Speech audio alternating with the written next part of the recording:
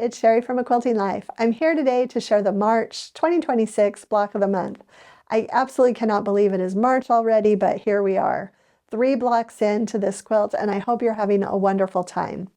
I've actually got my red, white, and blue block already finished, and I'll show you the pressing and everything as usual, but my other version is actually kind of in parts and pieces. I'm going to give you a little bit more of a tutorial today on putting that one together so you can actually see how that all comes together. So let's go ahead and get started.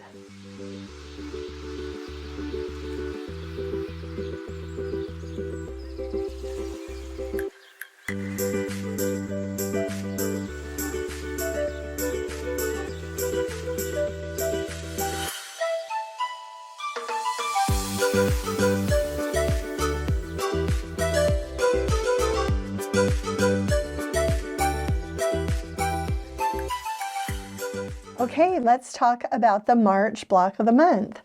I had a lot of fun bringing in some different fabric collections that I haven't used before with this month's block.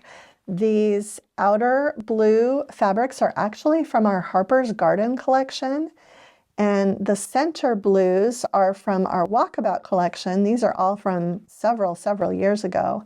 But then I did use the red from our Poinsettia and Pear group, and the tone-on-tone background that I'm using with all of my blocks is from our Delightfully Yours collection. So I've got a fun combo now, introduce some lighter blues so that I can kind of start having just all different shades of red, white, and blue in this patriotic version of the quilt. I did something a little bit different this time too. I actually, instead of making flying geese for the star points, used half square triangles. I wanted to show you that you can do it either way. Some people really don't like flying geese and they might find it easier to work with half square triangles. You're going to have 4 extra seams, but that's not really going to matter once your quilt's all put together. So just a thought, if you don't want to use the half square triangle method of making these star points, you can use 3.5 by 6.5 or 3-inch by 6-inch finished flying geese if you want to do it that way. Just to show you the back, I actually did press all of my half square triangle seams open, and then I did kind of a combination on the rows. I pressed all the center seams open, and then I kind of took turns flipping those rows. You can see everything right there. Okay, I thought I would just kind of show you. I've had some questions for perhaps to have some more information on the blocks, and so I thought I'll just show you kind of how I work. So I'm going to show you my second block, my springtime quilt. And I decided to use actually some navy. I haven't used any navy yet, but I'm going to introduce a little navy into that quilt. So I'm going to use this for the 2 squares.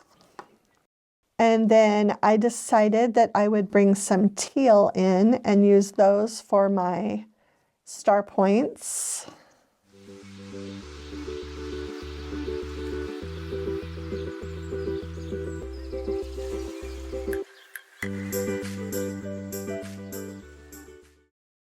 Okay, then I did decide to add the green out in the corners. And this is so funny because I actually received an email from someone who asked if I was going to use green in the corners of all of these blocks. And I told her no, but then I realized, wow, I did. I used green here and green here, but it's not going to be a thing, I promise you. It just randomly happened a 3rd time.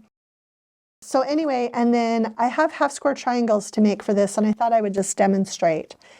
For those of you who are, I know every year we get some brand new beginner quilters sewing along. So the pattern instructions will tell you to put your light and your dark right sides together. And I always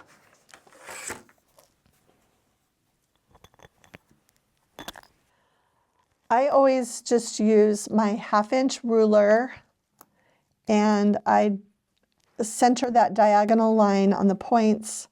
I draw a line on each side of my ruler, and then I use that line to stitch on. So you can see my stitches right there, and you can actually still see the pencil line under there too. So that's how I do all of my oversized half square triangles.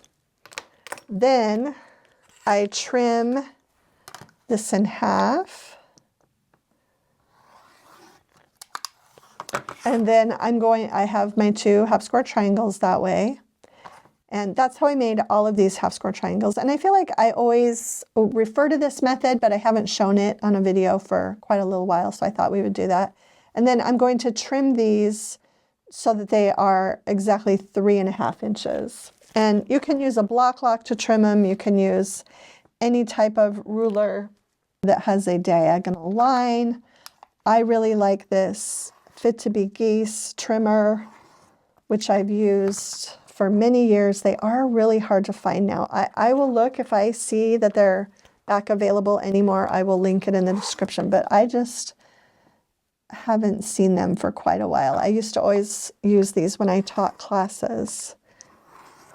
So, and you can see I didn't trim a lot, but what I trimmed is going to give me a perfect 3.5 inch block.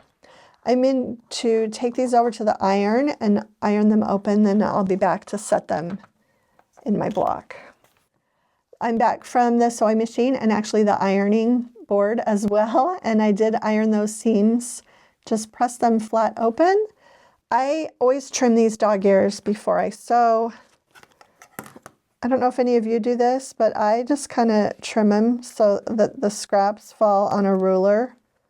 Or if I have a little bin, sometimes I'll just trim them right into a bin or a garbage can. But if I trim them and they're on my ruler, I can just slide them right into the garbage. So yeah, I'll just take that over and dump it in my little bin later. But I've got the half square triangles now. They're both perfectly finished at 3.5 inches. And just put everything together like that. So this block is going to add a little bit of boldness into that, but I really like how they go together.